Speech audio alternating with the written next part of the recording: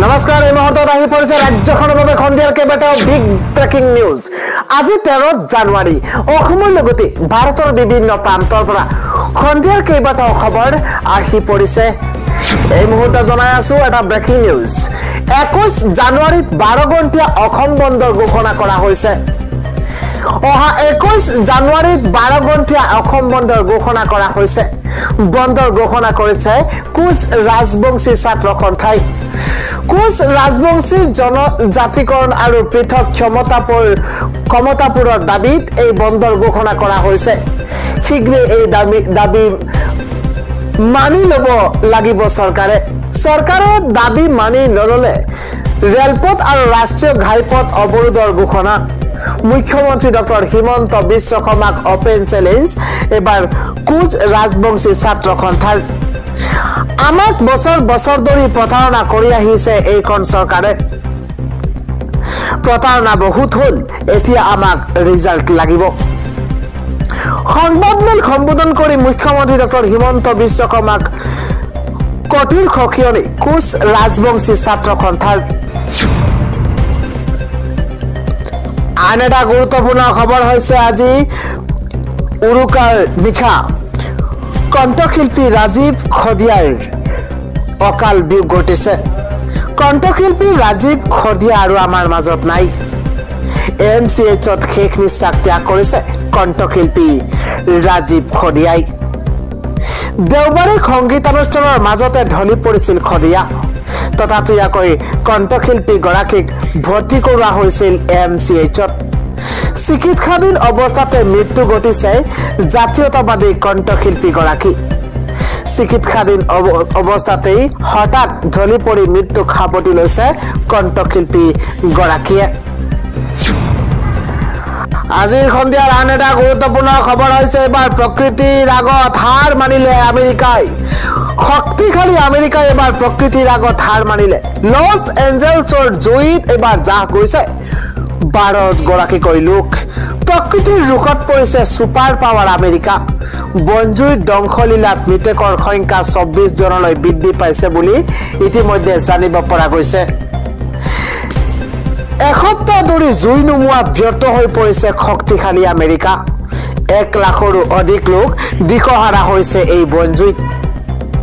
ক্ৰমাৎ বনজুইয়ে চানি ধৰিছে পাছাডেনাৰ বৃহত্তৰ অঞ্চল। লছ এঞ্জেলছৰ ক্ষতি সাধনৰ তথ্য নাই চৰকাৰৰ হাতত। দিন বাগৰাৰ লগে লগে অধিক ভয়াৱহ হৈ পৰিছে বনজুই। প্ৰতিকূল বতৰৰ বাবে উদ্ধাৰ অভিযানতো ব্যৰ্থ হৈ পৰিছে আমেৰিকাৰ প্ৰশাসন। প্ৰকৃতিৰ ৰোষত পৰিছে ছুপাৰ পাৱাৰ আমেৰিকা। আজিৰ সন্ধিয়াৰ আন এটা গুৰুত্বপূৰ্ণ খবৰ হৈছে পঞ্চায়ত নিৰ্বাচনৰ অনুমতিৰ পাছতে বলবৎ হৈছে কেতবোৰ নতুন নীতি নিয়ম। নিৰ্দেশনা যদি নামানে তেন্তে বাতিল হ'ব মনোনয়ন। এটা ব্ৰেকিং নিউজ, ডাঙৰ খবৰ, পলিটিকেল আপডেট জনোৱাৰ চেষ্টা কৰিছো। পঞ্চায়ত নিৰ্বাচনৰ অনুমতিৰ পাছতে জাৰি কৰা হৈছে আচৰণ বিধি। ৰাজনৈতিক দল সংগঠনক কঠোৰ নীতি নিৰ্দেশনা বান্ধি দিছে নিৰ্বাচনী আয়োগে। এটা ব্ৰেকিং নিউজ, এবাৰ আচৰণ বিধি নামানিলে আইনৰ ৰোষত পৰিব ৰাজনৈতিক দলৰ লগতে প্ৰাৰ্থী।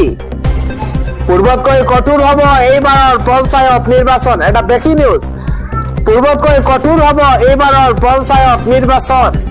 প্ৰাৰ্থী আৰু ৰাজনৈতিক দলৰ বাবে বান্ধি দিয়া হ'ল 10টাকৈ নিয়ম। কোনো প্ৰাৰ্থী আৰু ৰাজনৈতিক দলে 10টা নিয়মৰ এটাও নিয়ম ভংগ কৰিব নোৱাৰিব। কোনো প্ৰাৰ্থীয়ে আৰু বা ৰাজনৈতিক দলে 10টা নিয়মৰ এটাও নিয়ম ভংগ কৰিব নোৱাৰিব। ৰাজনৈতিক দল আৰু প্ৰাৰ্থীয়ে কি কৰিব পাৰিব বা কি কৰিব নোৱাৰিব সেয়া ইতিমধ্যে জনোৱা হৈছে। কোনো প্ৰাৰ্থী আৰু কোনো দলে জাতি আৰু ভাষাক লৈ বিতৰ্কিত মন্তব্য কৰিব নোৱাৰিব। কোনো প্ৰাৰ্থী আৰু কোনো দলে ধৰ্মীয় অনুভূতিত আঘাত কৰা মন্তব্য কৰিব নোৱাৰিব। কেতবোৰ নতুন গাইডলাইন প্ৰকাশ কৰা হৈছে। ভোটাৰক উৎকোচ দিব নোৱাৰিব কোনো প্ৰাৰ্থী আৰু কোনো দলে।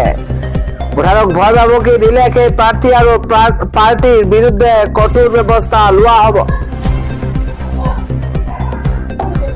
ভোটাৰক আৰু পাৰ্টিৰ বিৰুদ্ধে পাৰ্টিৰ বিৰুদ্ধে কঠোৰ ব্যৱস্থা লোৱা হ'ব। কোনো দল আৰু কোনো প্ৰাৰ্থীয়ে মতানৈক্যৰ সৃষ্টি কৰিব নোৱাৰিব। কোনো ধৰ্ম আৰু ভাষাক লৈ সাম্প্ৰদায়িক ঘৃণা সৃষ্টি কৰিব নোৱাৰিব। কোনেও কাকো ব্যক্তিগতভাৱে সমালোচনাও কৰিব নোৱাৰিব। কোনো প্ৰাৰ্থী আৰু পাৰ্টীয়ে ব্যক্তিৰ অনুমতি অবিহনে বেনাৰ পোষ্টাৰ লগাব নোৱাৰিব। পঞ্চায়ত নিৰ্বাচন 2025ৰ নিৰ্বাচনী আচৰণবিধি ঘোষণা কৰা হৈছে।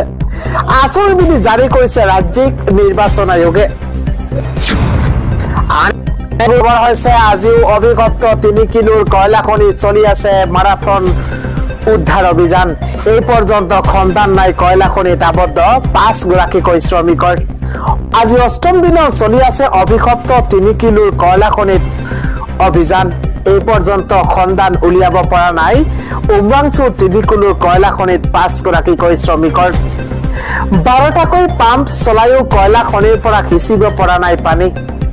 এতিয়াও 40 ফুট পৰ্যন্ত পানীৰ সীমা হ্ৰাস পোৱা নাই খাতটোত।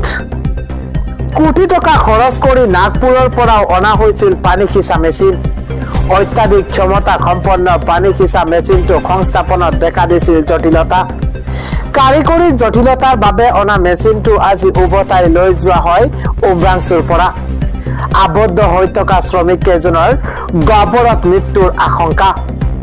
আজিও পুৱাৰ পৰা সেনাৰ নৌসেনাই চলাই আছে মাৰাথন উদ্ধাৰ অভিযান। 4জন শ্ৰমিকৰ মৃতদেহ উদ্ধাৰ হোৱাৰ বিপৰীতে 5মটো মৃতদেহ কৰিব পৰা নাই উদ্ধাৰ। ঘটনাস্থলীত থকা খনিজ মন্ত্ৰী কৌশিক ৰায়, SDGP হৰমিত সিং আজি ৰাওনা হৈছে গুৱাহাটীলৈ।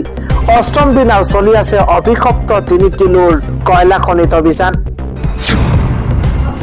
সন্ধিয়াৰ আন এটা গুৰুত্বপূৰ্ণ খবৰ হৈছে কাজিৰঙাত সমূহীয়া মৎস্য চিকাৰত আজি বাধা প্ৰদান কৰা হৈছে। উৰুকাৰ দিনটোতেই আজি মাঘ বিহু উপলক্ষে কাজিৰঙাত মৎস্য চিকাৰ কৰিবলৈ লৈছিল বহু লোক। আৰু বিহুৰ উৰুকাৰ দিনাই কাজিৰঙাত এক উত্তপ্ত পৰিস্থিতিৰ সূচনা হৈছে। কাজিৰঙাৰ বিলত সমূহীয়া মৎস্য চিকাৰত বাধা প্ৰদান কৰিছে আৰক্ষীয়ে। মাছ ধৰিবলৈ ওলাই গৈছিল শ শ ৰাইজ আৰু ৰাইজক বাধা প্ৰদান কৰিছে প্ৰশাসনে। বন বিভাগৰ নিষেধাজ্ঞাৰ পাছতো মাছ ধৰিবলৈ ওলাই আহিছিল ৰাইজক বাধা দিয়াত জখলাবন্ধাত ব্যাপক যান জঁটৰ সূচনা হৈছে। ইতিমধ্যে ৰাষ্ট্ৰীয় উদ্যানখনত জাৰি কৰা হৈছে BNSS 163 ধাৰা। নিৰ্দেশ অনুসৰি উদ্যানখনত 5জনতকৈ অধিক লোকৰ প্ৰৱেশত বাধা প্ৰদান কৰা হৈছে। লগতে কলিয়াবৰৰ ৰাঙলুতো মাছমৰীয়াক বাধা প্ৰদান কৰিছে আৰক্ষী বন বিভাগে। সমূহীয়া মৎস্য চিকাৰত বাধা দিবলৈ কলিয়াবৰত আৰক্ষীৰ সমৰসজ্জা। 37 নম্বৰ ৰাষ্ট্ৰীয় ঘাইপথত মাছমৰীয়াক বাধা প্ৰদান আৰক্ষীৰ।